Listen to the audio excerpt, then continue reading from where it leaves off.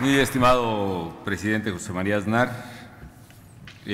muy estimados amigos de la Fundación para el Análisis y los Estudios Sociales, FAES, muy estimados jóvenes, señoras y señores de los medios de comunicación, muy buenos días a todos. En primer lugar, muchísimas gracias, presidente, por tus generosas palabras y por esta invitación tan apreciada para estar finalmente en este campus de la Fundación para el Análisis y los Estudios Sociales. No cabe duda que en casi este cuarto de siglo casi de vida de la FAES ya se ha consolidado en España y en Europa como un referente para la formación social, económica y política y también para la discusión y el análisis de temas fundamentales de la vida pública. Me da gusto venir aquí no solo por el aprecio y la amistad que bien señalaba el presidente José María Aznar tenemos y que nos une pues desde que éramos jóvenes, que no es hace mucho tiempo, y sino también porque con la Fundación tenemos una coincidencia fundamental en valores y en afinidades intelectuales y culturales. Es una fundación que está guiada por valores de libertad, de justicia y de democracia, que son, digamos, los valores esenciales del humanismo político que en lo personal profeso. Yo definiría precisamente el empeño de los humanistas así. Nosotros queremos la democracia para conseguir la justicia en la libertad humana. Sabemos que España y que Europa están atravesando quizá por uno de los momentos más difíciles en las últimas décadas en el frente económico, que efectivamente afecta sustancialmente la vida de sus habitantes. Pero precisamente por eso, por ser tiempos difíciles, es quizá más importante el no perder la brújula, el no perder el asidero de los valores fundamentales y de los referentes de fondo. Pienso que la libertad, la justicia, la democracia, el Estado de Derecho, el respeto al medio ambiente deben ser una guía que permita a España y a toda Europa poder retomar el rumbo del crecimiento y del progreso. Yo quisiera enfocar básicamente mi charla con ustedes el día de hoy sobre este tema, de las alternativas que deben buscarse en Europa y en el mundo para construir una salida económica a la problemática que se vive. Una, sin duda alguna, tiene que estar sobre la base de la libertad política y económica, y en particular la libertad económica expresada en el comercio libre como un instrumento que genera bienestar y que genera ganancias para consumidores, para productores y para todos. A diferencia de un juego de fútbol, y bueno, pues desgraciadamente ayer la selección mexicana, debo decir que ganó la mayor parte del partido, 70 minutos, y perdió los últimos 20, entonces, a diferencia del fútbol donde uno gana lo que el otro pierde, en el comercio ganamos todos. Hay ganancias agregadas por todas partes y ese es un principio básico que es importante recordar, porque muchos de los grandes errores de los países y de los gobiernos actualmente está precisamente en ignorar esta base fundamental, este principio elemental del comercio, que es la generación de bienestar y de ganancias a mayor apertura y nivel comercial. Y quiero hacerlo primero a partir de hacer una referencia a la relación que, como bien señalaba el presidente, construyó México a principios de este siglo con el apoyo de su gobierno fundamentalmente para tener una relación atlántica fundamental entre México y la Unión Europea y lo que ello ha arrojado. Y segundo, para hablar un poco, que quizá pueda ser de su interés, de la propia experiencia mexicana, lo que vivimos y sufrimos también en la crisis, porque esta crisis inició en Estados Unidos y bueno, resulta que este elefante vive arriba de nosotros y en el momento que se cayó arriba de nosotros. Lo que hizo México para enfrentar esa crisis, y no solo para enfrentarla y salir adelante, sino convertir a México en una economía altamente competitiva y generadora de empleo. Entonces, más o menos me voy a referir a esos temas. Empiezo por la visión mexicana de la realidad internacional y en particular la relación atlántica.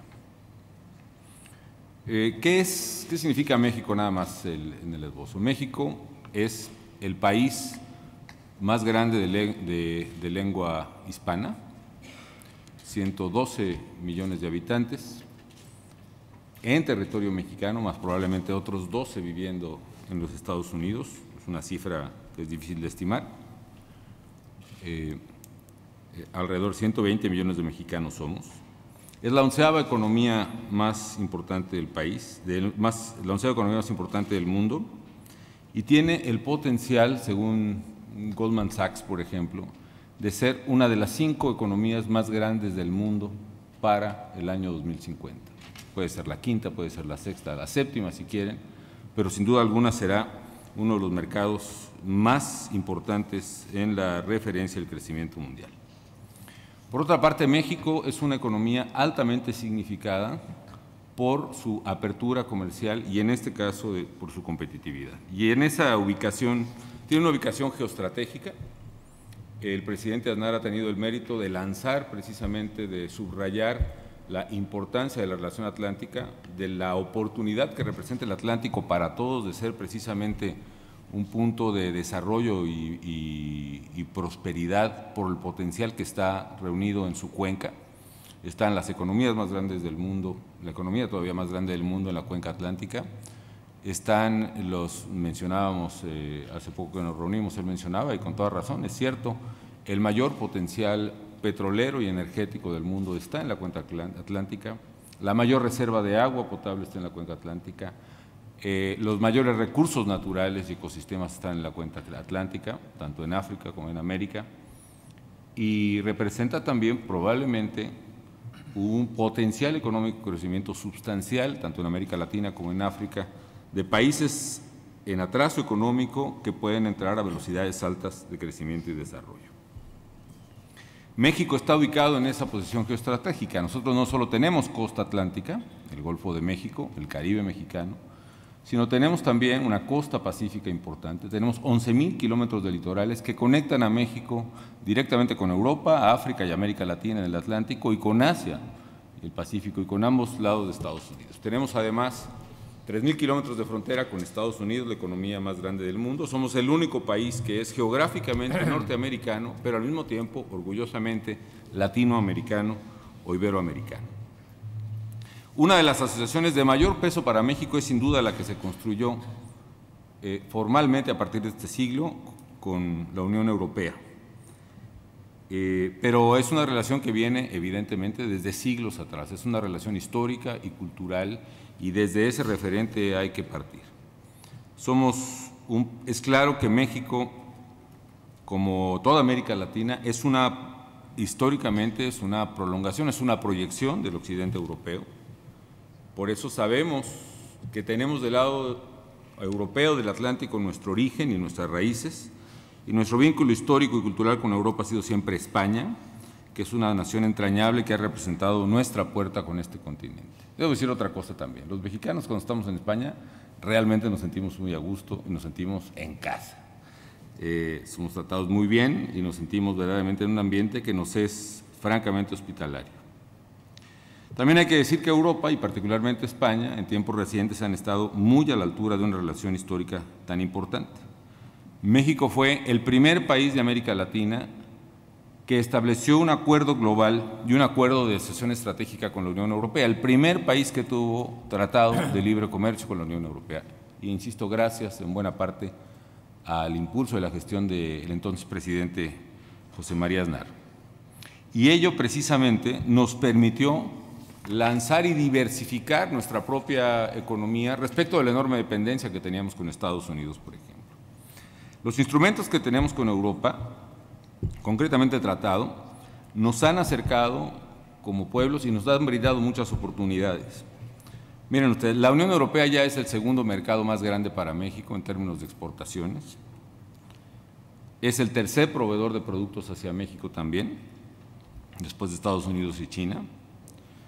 Y los mexicanos estamos comprando en este momento 40,000 millones de dólares al año de productos europeos. ¿Qué duda cabe? Que hay un potencial enorme de crecimiento y de empleo en las relaciones comerciales con América Latina en general. Yo hablo en este caso de la relación con México. Aparte del tema económico, además, hay una serie de elementos que compartimos y que deben detonarse y sobre las cuales también tenemos que encontrar directrices a futuro. Aparte de los lazos económicos, México y la Unión Europea comparten valores y principios. Compartimos valores como los valores de respeto al ser humano y a su dignidad, en consecuencia de respeto a los derechos humanos, valores democráticos y valores libertarios, que sin duda alguna tienen que ser la base de la construcción de un futuro de común prosperidad en el Atlántico y yo me atrevo a decir en todo el mundo. Yo creo que va a ser hora de retomar precisamente el compromiso, no solo por proclamar los valores, sino por hacerlos valer en todos aquellos lugares donde todos sabemos, qué duda cabe, que no tienen vigencia por desgracia.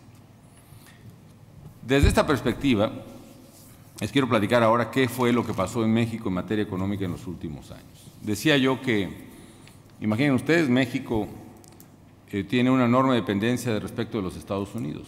Casi el 90% de nuestras exportaciones iban a Estados Unidos. Después del acuerdo con la Unión Europea, redujimos ese nivel de dependencia, póngale en un 10%, bajamos al 80%. Sin embargo, es una cifra enorme.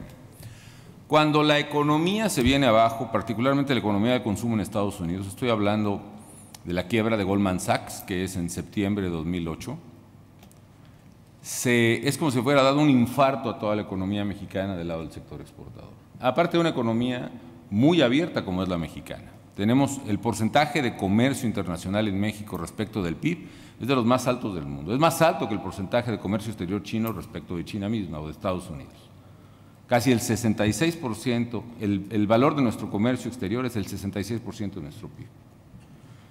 Entonces, el freno abrupto y masivo de exportaciones a Estados Unidos frenó brutalmente la economía mexicana. Imaginen ustedes, como presidente viendo las cifras económicas, la economía mexicana venía cayendo en el primero y en el segundo trimestre de 2009 a tasas del 10% negativo. Es como haber tomado la economía y reducirla, exprimirla en un 10%.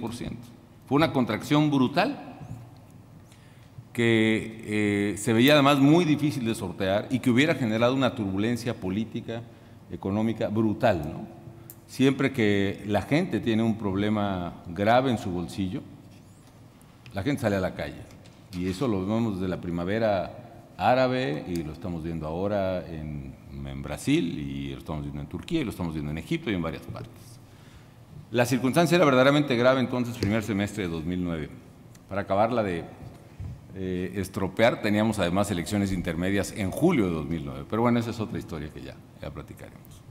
Se fue agravando las cosas, por ejemplo, en el segundo trimestre de 2009 además es cuando viene el brote del virus de influenza H1N1, que era un virus mortal, es decir, lo que estábamos viendo ya y que nos llevó a tomar la decisión de mandarlo a los laboratorios canadienses y americanos, era que estábamos viendo un alto nivel de gente joven que se estaba muriendo de neumonías atípicas. Y eso nos llevó a descubrir que había un virus mortal, nuevo, y que no se conocía el día que teníamos conocimiento del virus, cómo se curaba. Y además que estalló en la Ciudad de México, lo cual tuvimos que frenar prácticamente todas las actividades de la Ciudad de México, hasta que logramos bajar la tasa de propagación del virus y ya luego con los estudios correspondientes pudimos enfrentarlo más adecuadamente. Pero todo eso conjuntó a que la economía mexicana se rompió en ese 2009. ¿Qué fue lo que hicimos? Aparte de otros líos, el 2009 se registró la peor sequía que se tenga registro en México y otras calamidades, obviamente el incremento de la violencia criminal, etcétera. ¿Qué fue lo que hicimos en el plano económico? Primero, todas las medidas contracíclicas que ustedes quieran, porque una cosa es que se puede tener respeto a los principios macroeconómicos de estabilidad y al mismo tiempo entender que se vale tener medidas anticíclicas siempre y cuando respetes los límites de las medidas anticíclicas. ¿Qué medidas anticíclicas pusimos en marcha? Por ejemplo, el programa Oportunidades, que es diseñado en México y que se ha trasladado ya a varias sociedades, por ejemplo a Bolsa Familia en Brasil y a otras, es un programa de transferencias condicionadas mediante las cuales pagamos a la madre de familia un recurso con la condición de que lleve a los niños a la escuela y al médico. Y el dinero está en función del número de hijos que están en la escuela.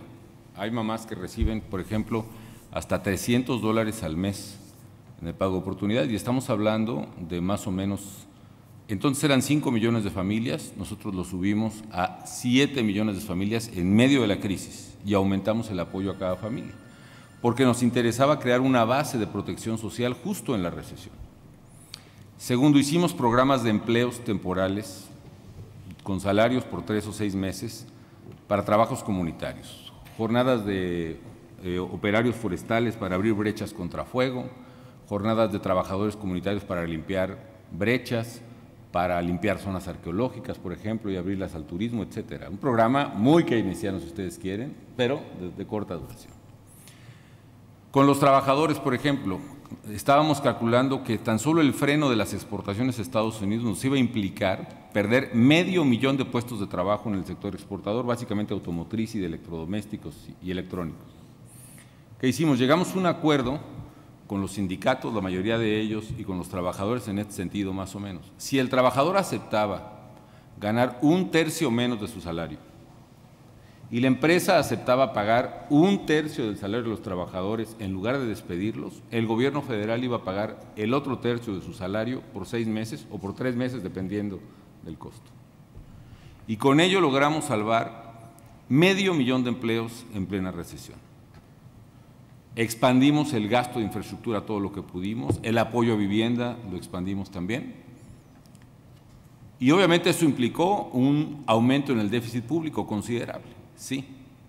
Pero nosotros partimos, cosa que hizo también el gobierno de España en su momento, pero nosotros partíamos de una premisa básica. Las medidas contracíclicas, las medidas expansionistas son naturalmente temporales. Tú no puedes romper el principio casi sagrado de su temporalidad, porque convertir una medida temporal en permanente implica precisamente reventar la capacidad económica de cualquier país. Entonces, pasado ese tiempo, lo que hicimos fue, es como tener un tanque de oxígeno. Si tú te vas a bucear, tienes que tener el tiempo suficiente para regresar con ese tanque de oxígeno. Si quieres seguir buceando con ese mismo oxígeno, a lo mejor nunca vas a regresar. Te vas a meter en una caverna, tienes que estar bien consciente de que tu tanque tiene que darte para ir y para volver. Pero si te sientes tan a gusto allá abajo y crees que la mitad de tanque que te queda es para seguir adentro, pues es tu problema. Luego no vas a poder salir. Así es un poco el déficit público. Nosotros aumentamos fuertemente el déficit público en 2009 y hacia final de 2009, preparando el presupuesto de 2010, sabíamos que teníamos que diseñar una estrategia de salida para el déficit. Y la diseñamos además siguiendo pues una vieja receta, y la receta para bajar el déficit es: tienes que aumentar tus ingresos y tienes que bajar tus gastos públicos.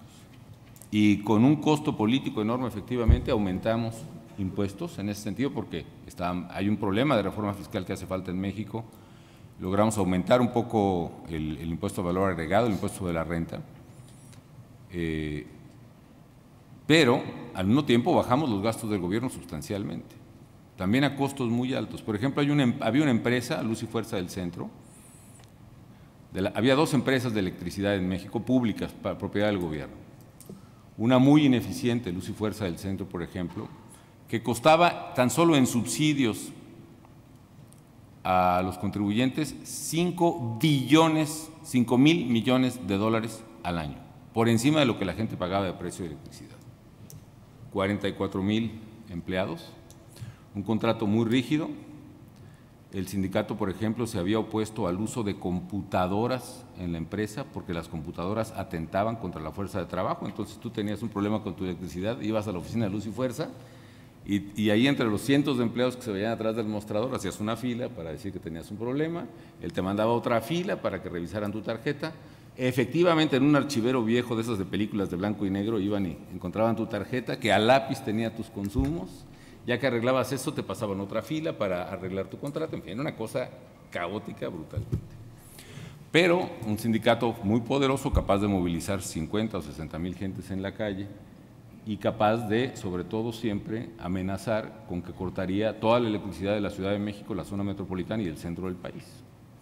La ley estipulaba que solo debía haber una empresa pública de electricidad desde 1967 y ningún presidente había podido, querido, o en fin, lo que sea, cumplir con la encomienda legal. Pues nosotros cerramos Luz y Fuerza del Centro en octubre de 2010, a un costo muy alto, pero finalmente también a un ahorro sustancial de finanzas públicas. Y sorpréndanse, la otra empresa de electricidad, con 6,000 trabajadores, pudo sacar adelante todo el suministro de electricidad de la Ciudad de México que hacía la otra empresa.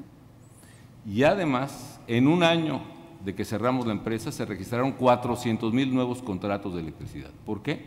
porque la mayoría de los usuarios tenía contratos, no tenía contratos, estaba conectado ilegalmente, con sobornos, en muchos casos, a trabajadores de la empresa.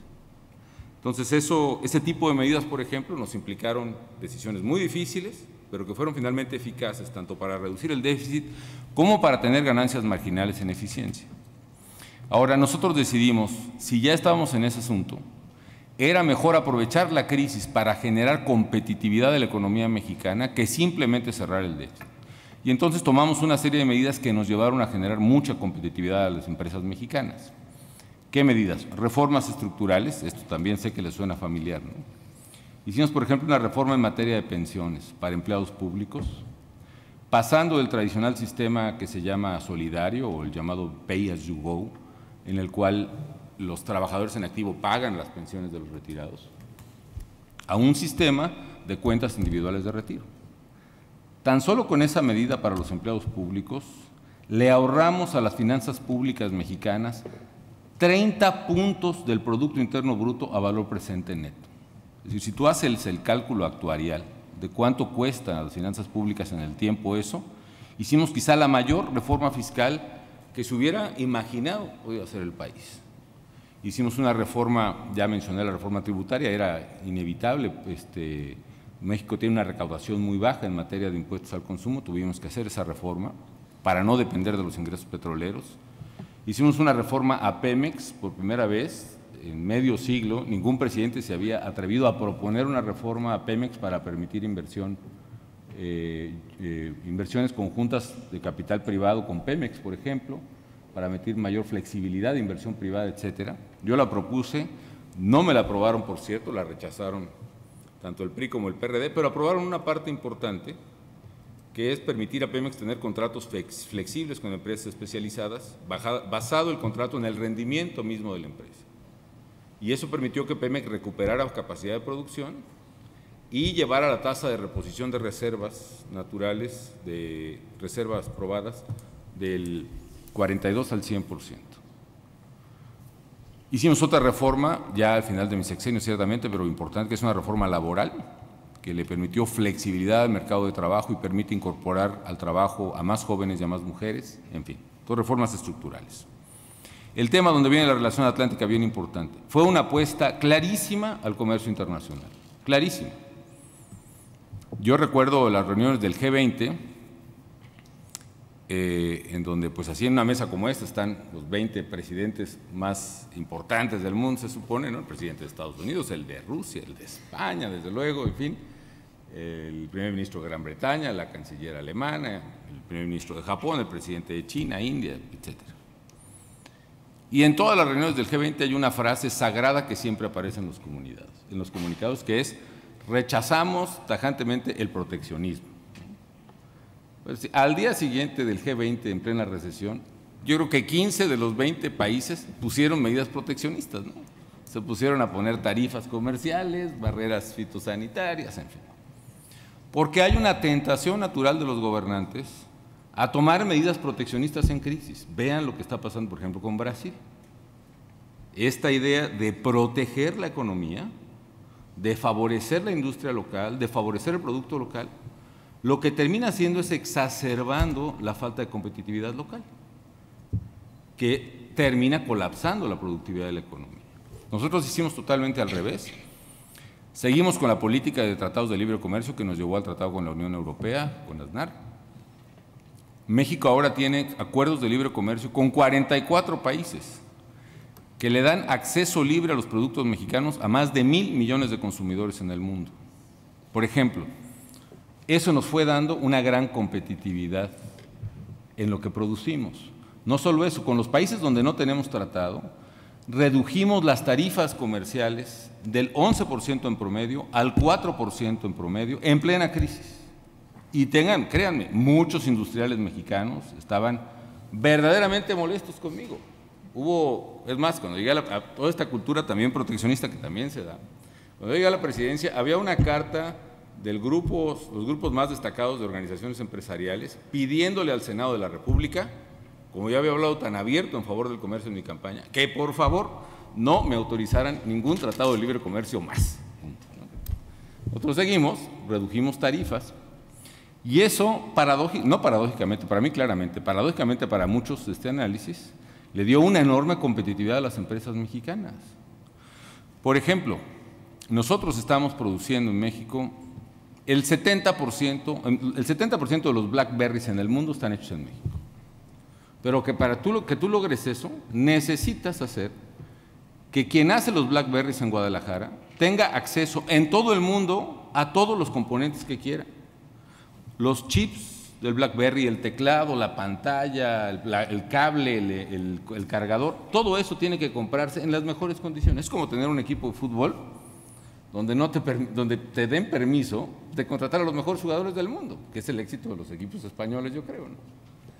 Pues es un poco la competitividad también. Los insumos de tus productos manufacturados tienen que ser los más competitivos del mundo para que seas el mejor. Y lo mismo hicimos en toda la cadena automotriz. Los apertura comercial. Otro, desregulación. Como todas las burocracias, se van generando costras regulatorias a lo largo de cada gobierno. Hay muchos factores de poder que se acercan al gobierno y quién sabe cómo sacaron ya una circular, un decreto, un reglamento para proteger su empresa, su negocio, lo que sea. Entonces yo le dije, es una reunión de gabinete, le dije a los secretarios, miren, para el día 30 de septiembre de este año, ustedes tienen que presentarme personalmente y explicarme sucintamente cuáles son las leyes que son fundamentales y los reglamentos que son fundamentales en cada una de sus secretarías. La que no me puedan explicar ustedes con sus palabras, esa la vamos a derogar. Y de las que no se acuerden, ustedes me traen la lista de las cosas que se acuerden y que sean funcionales. Y lo demás lo derogamos. Y efectivamente hicimos una lista, cada quien trajo todo lo que pudo, en fin, como si fuera el equipaje de mano, ¿no? Todas las reglas que pudo, pues las se acordó. Pero aún así, derogamos 16,000 normas. Casi la mitad de las reglas federales existentes las derogamos en octubre de 2010. Entre ellas había, por ejemplo, casi 2,000 trámites que eran innecesarios. ¿Cómo sabemos que eran trámites innecesarios? Hicimos un concurso, por ejemplo, entre el público, que se llamó, el concurso era alrededor de una sola pregunta: ¿cuál es el trámite federal más inútil? ¿No? Y bueno, hubo miles de participantes, ¿no? Ganó el trámite para conseguir una medicina, por ejemplo, en el Seguro Social, de una señora que tenía una enfermedad muy específica. La medicina era tan rara y era tan cara que tenía que ir a la farmacia del Seguro Social y no aparecía su medicina, sino que la solicitud tenía que ir a la dirección administrativa, de la dirección administrativa a la oficina de dirección, y de la dirección general tenía que ser autorizada la compra de la medicina en la Secretaría de Hacienda, ¿no? Entonces, así te fueron revelando el propio consumidor o el usuario o gobierno, pues una serie de cosas absurdas que vas haciendo como gobierno. La clave es ponerte en los zapatos de la gente, y eso nos ayudó, pues, a desregular. Bueno, otra cosa que hicimos rápido es, le invertimos mucho en infraestructura sobre todo, que hay una gran oportunidad, por cierto, para empresas españolas. Nosotros, ¿qué hicimos básicamente? Yo creo que dos cosas: apostarle mucho a capital privado, que también era un tabú en México. Entonces hicimos una ley de asociaciones público-privadas. Y segundo, lo que hicimos fue un fondo de infraestructura, muchas infraestructuras existentes, por ejemplo, carreteras o puertos, los vendimos su uso, digamos, una concesión de 30 años, y con los recursos que sacamos, financiamos nueva infraestructura fuera de presupuesto. Es algo que, bueno, no estoy yo para dar consejos ni nada, pero yo creo que vale la pena considerar. Hicimos un fondo de infraestructura tan poderoso que aún con la restricción presupuestal de esos años, nos permitió financiar mucha infraestructura. Por ejemplo, entre el número de kilómetros de carretera que construimos o reconstruimos totalmente, es decir, carreteras de 7 metros, que les quitamos las curvas más peligrosas, las volvimos a hacer toda la carretera, le pusimos mucho mejor calidad, las ampliamos a 12 metros, etcétera, etcétera, o carreteras totalmente nuevas del gobierno y de los particulares, construimos 22,000 kilómetros de carretera en 6 años, que es más o menos la distancia entre el polo norte y el polo sur en América. Entonces, eso le dio una gran fuerza. El PIB, por ejemplo, el gasto de infraestructura pasó del 3% del PIB a principios de los 2000 a 5% del PIB casi al final de la administración. Luego invertimos también mucho en la gente, ¿no? Por ejemplo, un clave fue el Seguro Popular. Pasamos multiplicamos varias veces el presupuesto por una cosa que se llama Seguro Popular. El problema es que estaba el Seguro Social, que es solo para trabajadores de empresas formales, el ISSSTE, que es para trabajadores públicos, pero la gran mayoría de mexicanos que trabajan en la informalidad no tenían ninguna cobertura social. Hicimos el Seguro Popular para ellos, multiplicamos el presupuesto del Seguro Popular varias veces y pasamos la cobertura de gente con seguro social, con seguro médico, de más o menos 58 millones a 106 millones de mexicanos, lo cual nos permite decir que llegamos a cobertura universal de salud. Es decir, hay médico, medicinas, tratamiento y hospital prácticamente para cualquier mexicano que lo necesite. Eso nos obligó a construir 1,100, más o menos 1,200 hospitales o clínicas nuevas, a reconstruir casi 2,500 de las existentes para adaptarlas a las nuevas necesidades. Con detalles muy importantes, por ejemplo, protegimos el cáncer, el tratamiento de cáncer a los niños y jóvenes hasta los 18 años. Fue un debate interno muy difícil porque pues, muy costoso. Pero con eso, por ejemplo, los niños con leucemia se morían 7 de cada 10 antes de esta medida. Y ahora es al revés. Sobreviven 7 de cada 10 con leucemia, lo cual te cambia radicalmente las cosas. 34% de las mujeres que llegaban al Instituto Nacional de Cancerología con cáncer de mama morían porque abandonaban el tratamiento, porque no lo podían pagar, porque se desanimaban, por lo que sea. Hoy, solo el 4% es letal, es decir, las mujeres pueden ser tratadas y la gran mayoría se recupera. En fin, invertimos en educación fuertemente. Otra vez, más de 1,000 preparatorias públicas y 140 nuevas universidades públicas y totalmente gratuitas. Más el apoyo a universidades existentes, sobre todo de los estados. En 96 existentes hicimos un edificio nuevo, laboratorios, campus, en fin. ¿Qué dio esto, aparte de una base social de igualdad de oportunidades, que es lo que buscamos en el humanismo político? Dio una enorme potencialidad competitiva a la economía mexicana. ¿Por qué? Porque ahorita en México se están graduando 90,000 ingenieros cada año. Si tú le agregas los técnicos, los que no tienen nivel de licenciatura o nivel de profesional, estamos hablando de 132,000 ingenieros o técnicos graduándose cada año, lo cual le da a cualquier manufacturero, por ejemplo, un gran potencial. Tú inviertes en México, donde ya no es un tema de quién tiene la mano de obra más barata, si China, India, México, o Honduras o Haití, sino dónde te puede funcionar tu empresa. Y encuentras jóvenes de su edad que pueden perfectamente echar a andar, desde ingenieros que pueden ser los managers de una empresa completa, hasta muchachos trabajadores que en la línea de producción te van a hacer el mejor trabajo. Les pongo un ejemplo. Criticaban mucho a un amigo nuestro, gobernador nuestro del PAN, Loyola, por haber hecho un aeropuerto fenomenal, por cierto, en Querétaro, una pista de concreto hidráulico, 3 kilómetros. Y la crítica era, bueno, ¿para qué hacer un aeropuerto así si nadie va a aterrizar ahí y nadie va a salir de Querétaro, ¿no?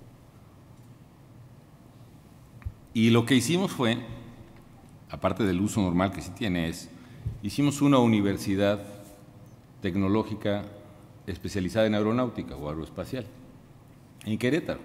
Y la idea era atraer empresas aeroespaciales a Querétaro para establecerse alrededor del aeropuerto y efectivamente algunas empezaron a llegar. Bombardier llegó a ensamblar fuselajes, punto, ¿no?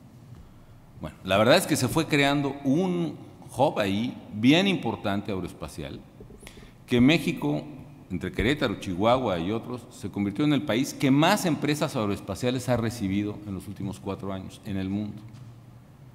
Y Bombardier, que empezó armando fuselajes, está a punto de armar completo el primer jet mexicano ahí en Querétaro. Y Eurocopter está a punto de armar el primer helicóptero completamente hecho en México. Y los chavos que están ahí en la universidad, que salieron, se graduaron, por ejemplo, están trabajando en centros, no armando fuselajes ya, están trabajando en centros de desarrollo de diseño. Y por ejemplo, General Electric tiene una planta de diseño ahí, y muchachos de Querétaro están ya trabajando en el diseño del nuevo motor del Airbus 380, que es el avión más grande del mundo. Entonces, el valor agregado que dimos a la economía le dio otro impulso brutal a la competitividad mexicana, ¿no?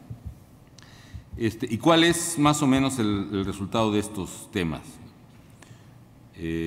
Uno es, del lado macroeconómico, yo creo que salió bien la apuesta a cerrar el déficit. Creo que uno de los problemas que se tuvieron en el mundo y en Europa es que está bien en el momento de la crisis hacer medida contracíclica, pero otra vez es un arma de un solo tiro. Solo lo puedes usar una vez y solo lo puedes usar si estás decidido a cerrarlo. Pero si conviertes algo transitorio en permanente, cerrar el déficit después te genera una penalidad enorme para la gente. Es decir, el no hacerlo a tiempo te lleva realmente a un costo que cada vez se hace más difícil de soportar. Y eso pues, lo está viviendo Europa y sobran los comentarios. El hecho es ese, nosotros cerramos el déficit, costó políticamente, sí. La verdad es que a ningún gobernante nos gusta tomar medidas difíciles, ¿no? Y cuando estás en el gobierno no hay medidas fáciles que tomar. Siempre todas tienen inconvenientes, todas tienen partes negativas. En fin, pero ¿cómo está México ahorita? Por ejemplo, la deuda pública. El promedio de la deuda de la OECD es más o menos 65% del PIB. La deuda pública en México es más o menos ahorita 32% del PIB. Las crisis latinoamericanas de los 80, incluyendo las de México, el efecto tequila y tantas cosas, ¿no? Todas fueron problemas de balanza de pagos. Llegó un día en que ya no pudimos pagar la deuda externa, que fue el riesgo, por cierto, que se comentó mucho en Europa todavía hace un año, muy fuerte. Hasta que un día no pudimos y punto. Hoy México, por ejemplo, tiene en las reservas del Banco de México, tiene 2 veces y media el total de la deuda externa mexicana, lo cual le da una estabilidad muy poderosa, ¿no? O el tema del déficit, que es tan popular asunto aquí en Europa y en Estados Unidos, el fiscal cliff y todo eso, ¿no? El déficit, también en la OECD debe ser más o menos 5% en promedio de déficit público sobre PIB. En México el déficit público va a ser 0 este año. Un poco queremos llegar al equilibrio que dejó el presidente Aznar precisamente al terminar su presidencia, que el déficit de España era 0, o incluso hasta superávit, dejaron un ratito ahí. La inflación es la más baja, las tasas de interés las más bajas también en la historia. México, hasta por lo menos el mes que yo salí en diciembre de 2012, llevaba 38 meses seguidos de crecimiento con generación de empleo. Si la economía mexicana se expandió desde el punto de la crisis de 2009 al 2012, 17%, si crecimos a una tasa más o menos, es decir, 17 ya cuando sumas la tasa progresiva, que fue más o menos 4% en promedio durante todos esos meses. Generamos más o menos 700,000 empleos formales al año y hoy México se volvió muy competitivo. Nomás les doy algunos datos. Por ejemplo, en automóviles. Cuando yo llegué a la presidencia, México era el 9º exportador más grande de automóviles en el mundo. Hoy es el 4º exportador más grande de automóviles en el mundo. El año pasado rebasamos a Estados Unidos como exportador de automóviles, a España también. Lo cual no es No, porque la industria española es competitiva también. Digo, lo bueno quiere decir, espero que no haya sentimientos aquí, ¿no? Pero no, básicamente fue en el gobierno anterior cuando pudimos rebasar más cómodamente. No es cierto. Retiro lo dicho, por favor, eso se borra el diario de debates, ¿no? Bueno, el hecho es que se volvió muy competitivo México, es lo que quiero decir y nada más quiero decir eso, ¿no? México es el primer exportador de pantallas planas ya, uno de los 5 más importantes exportadores de teléfonos móviles. Entonces la parte de manufactura de México se volvió muy competitivo. ¿Por qué es relevante esto? Porque esto ha llevado, por ejemplo, a hablar a revistas que hablaban de México como Estado fallido, que era la revista de Forbes hace 4 años. Este año empezó a hablar del milagro mexicano, o del milagro de México. The Economist en noviembre dedicó toda la edición de noviembre a hablar de Rise of México, ¿no? Y se está hablando de México como un gran país nuevamente, por ejemplo, A.T. Kearney coloca a México en la opinión de los empresarios del mundo como uno de las 9 o de las 10 economías más importantes para la inversión. ¿Dónde estuvieron las claves a mi manera de ver? Insisto, en no solo enfrentar con fuerza, con firmeza, con valor la crisis, primero expandiendo en el momento difícil, luego contrayendo el déficit, sino también apostando fuertemente a la competitividad. Y la competitividad radica en 2 cosas, en la inversión, sea en capital humano o en físico, sobre todo la inversión en la gente, y en el comercio. Y ahí es donde yo veo la enorme potencialidad precisamente de la relación atlántica. El Atlántico, con sus 4 pilares, que son Europa, Norteamérica, Sudamérica, África, implica verdaderamente un potencial que solo puede aprovecharse si expandimos nuestra capacidad de relación económica, y la capacidad de relación económica es a través del comercio y la inversión, no hay más. Para que haya comercio tiene que creerse verdaderamente en la libertad humana en términos económicos. Para que haya inversión tiene que haber Estado de Derecho. Nadie tiene la insensatez de ir a invertir donde sabes que te van a quitar tu dinero. Por eso es tan importante generar condiciones de certidumbre. Y entre otras cosas, por eso también es tan importante, y para mí lo digo con toda honestidad, creo que el gran reto de México sigue siendo ser un país de leyes, cumplir su meta aspiracional de cualquier país desarrollado, que sea un país con Estado de Derecho. Y eso es clave para toda América Latina. Creo que los grandes riesgos del crecimiento para América Latina, por cierto, también vienen por ahí. En la medida en que se frena el comercio y en la medida que se atenta contra la legalidad, se impide el enorme potencial, en el caso de América Latina, que tienen países como los nuestros. ¿A qué me refiero? La década pasada, gran parte del crecimiento de naciones muy poderosas en América del Sur se dio a partir del crecimiento del precio de los commodities, del precio de los alimentos concretamente. Un fenómeno, por cierto, que todavía hay que analizar, pero yo creo que impactó severamente el aumento de la pobreza en todo el mundo. Hagan este cálculo.